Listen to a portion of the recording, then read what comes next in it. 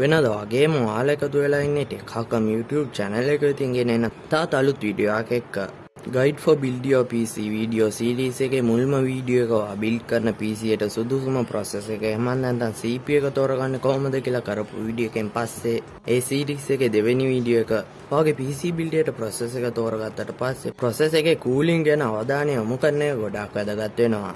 ඒ හින්දා guide for build your PC video series එකේ දෙවෙනි වීඩියෝ එක විදියට ඔයාගේ process එකට ගැලපෙන cooler එක තෝරගන්නේ කොහොමද කියලා වීඩියෝ කරන්න මම තින්නේ කළා. ඔයා තාමත් guide for build your PC video series එකේ මුල්ම වීඩියෝ බැලුවේ නැත්නම් ඒ වීඩියෝත් බලන්න අමතක කරන්න එපා. subscribe කරලා නැත්නම් subscribe කරන්න ටෙක් හකම් YouTube channel එකට.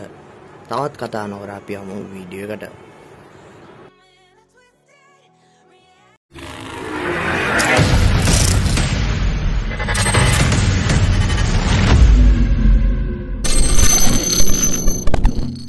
මේ වීඩියෝ එක කොටස් කිහිපයකට බෙදලා CPU coolers ගැන කතා කරන්න මම බලාපොරොත්තු වෙනවා. මුලින්ම ඔයාලට යොදා ගන්න පුළුවන් CPU cooling solutions ගැන කතා කළොත් බහුතරයක් processors මිලදී ගනිති box එකේම ලැබෙන stock cooler එක, aftermarket air coolers, water cooling system එකක්,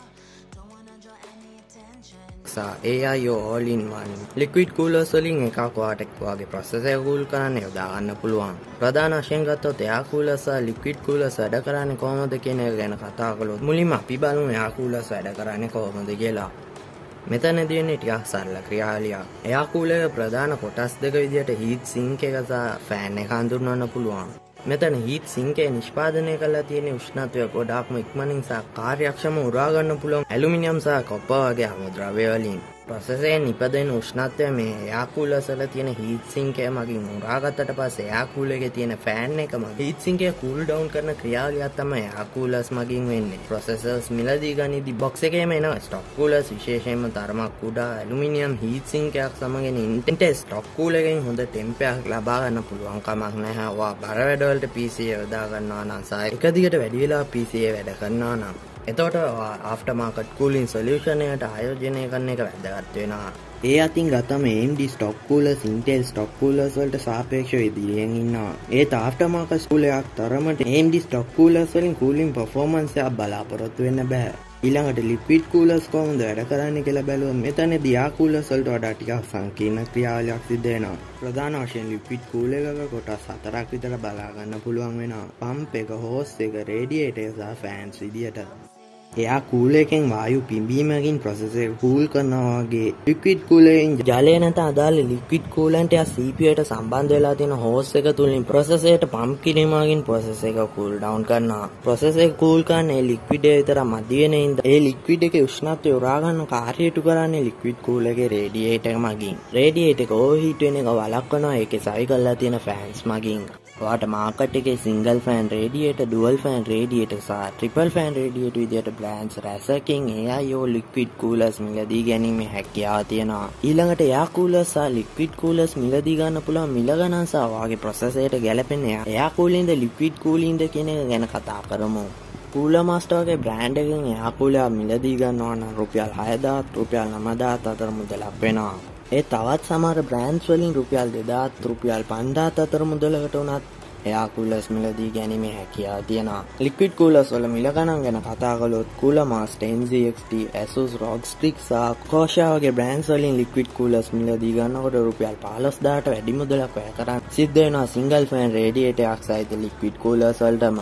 dual fan radiator සහ triple fan radiator සහිත liquid coolers මිලදී ගනිද්දී රුපියල් 25000 රුපියල් 40000 අතර මුදලක් වැය කරන්න සිද්ධ වෙනවා. Edmax සහ Silverstone වගේ brands වලින් liquid coolers මිලදී ගනිද්දී single fan radiator එකක් සහිත liquid coolers රුපියල් 9000 විතර ඉඳලා සහ dual fan සහ triple fan radiator සහිත liquid coolers රුපියල් 15000 25000 අතර මුදලකට මිලදී ගැනීමේ හැකියාව තියෙනවා. මෙතනදී air cooler එකට වඩා කාර්යක්ෂම CPU cool කර ගැනීමේ හැකියාව තියෙන liquid cooler එකට. processor එකේ temp එක හොඳ මට්ටම පවත්වා ගැනීමෙන් processor එකෙන් හොඳ boost clock speed එක ලබා ගන්න පුළුවන් වෙනවා. දැන් අපි කතා කරමු ඔයාගේ CPU එකට ගැලපෙනම cooling solution එක තෝරගන්නේ කොහොමද කියලා. ඔයා Intel K series processors මිලදී ගනිද්දී AMD වල සමහරක් processors මිලදී ගනිද්දී සහ second hand CPU මිලදී ගනිද්දී stock cooler එකක් හම්බෙන්නේ නැති හින්දා වෙනම cooler මිලදී ගන්නම වෙනවා. Intel K series unlock processor එකක් නැත්නම් AMD Ryzen processor එකක් overclock කිරීමේ බලාපොරොත්තු මිලදී ගන්නවා නම් ඒත් එක්කම aftermarket air cooler මිලදී ගන්නවට වඩා liquid cooler මිලදී ගන්න වැදගත් වෙනවා. i5 සහ Ryzen 5 processor එකට liquid coolers මිලදී ගන්නවා නම් single fan radiator එකක්ම හොඳටම ප්‍රමාණවත්. එතනින් ඉහළ K series A processors i9 Ryzen 9 වගේ processors වලට dual fan radiator එකක් සහිත liquid cooler එකක් යොදන එක වැදගත් වෙනවා.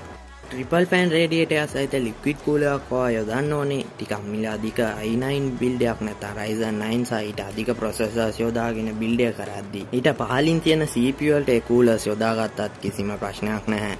ඔය triple fan radiator එකක් නැත්නම් dual fan radiator එකක් තියෙන liquid coolers යොදාගනිද්දී තෝරාගත්ත casing එකේ liquid coolers mount කරන්න පුළුවන්ද කියන එක ගැන සැලකිලිමත් වෙන්න ඕනේ.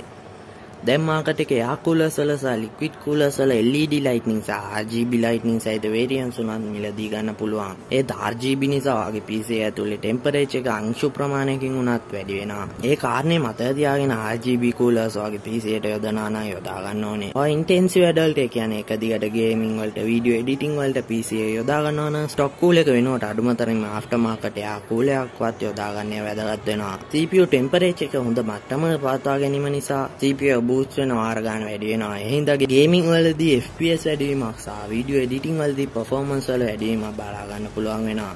මේ වීඩියෝ එකෙන් අපි කතා කරේ CPU ට cooling solution එක තෝරගන්නේ කොහොමද කියලා. මේ වීඩියෝ එකේ මට CPU coolers ගැන සහ ප්‍රධාන වශයෙන් air coolers සහ liquid coolers වැඩ ගන්න විදිය ගැන අදහසක් ලැබෙන්නේ නැති. තව වගේ CPU ට ගැලපෙන cooler එක තෝරගන්න මේ වීඩියෝ උදව් වුණා නම් මට වීඩියෝ like කරලා හැකිතාක් මේ වීඩියෝ share කරන්න, subscribe කරන්න ටික Haqam YouTube channel එකට. තාත් වීඩියෝ එකෙන් හම්බ වෙනවා. ඔයාලා හැමෝටම සුබ දවසක්.